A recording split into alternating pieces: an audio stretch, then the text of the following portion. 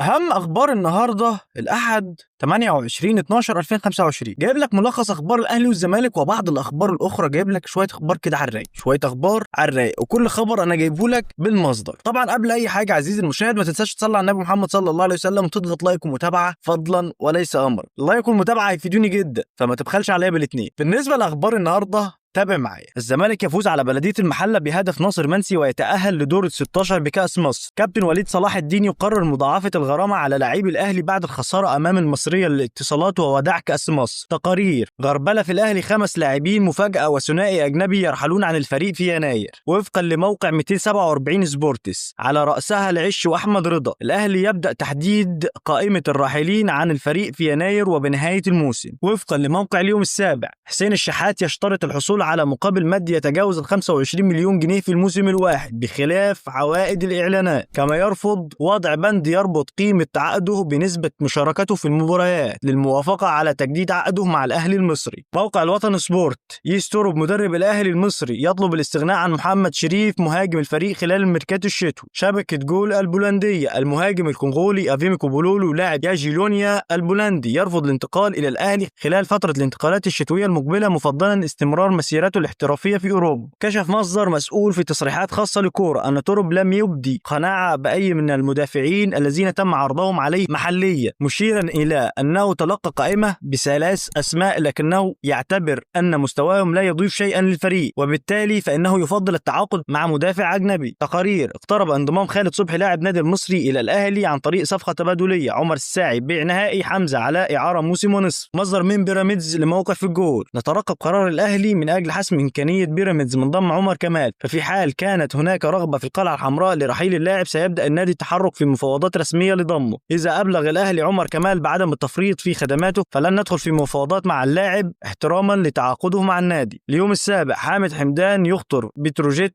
برفض عرضي المريخ والسويحلي الليبي. تقارير جهاز منتخب مصر يدرس الدفع بعناصر جديدة أمام أنجولا ومصطفى شوبير من بين هذه الأسماء. بس كده عزيزي المشاهد، دي ملخص أخبار النهاردة. جايب لك كل خبر بالمصدر، ملخص الأحداث اللي حصلت النهارده. لو في حاجة جديدة بنزلها لك أول بأول. طبعا لو شايف إن أنت استفدت من الفيديو ما تنساش تضغط لايك ومتابعة فضلا وليس أمرا. وقبل ما أقفل الفيديو ما تنساش تصلي على النبي محمد صلى الله عليه وسلم في تعليق. بس كده، سلام.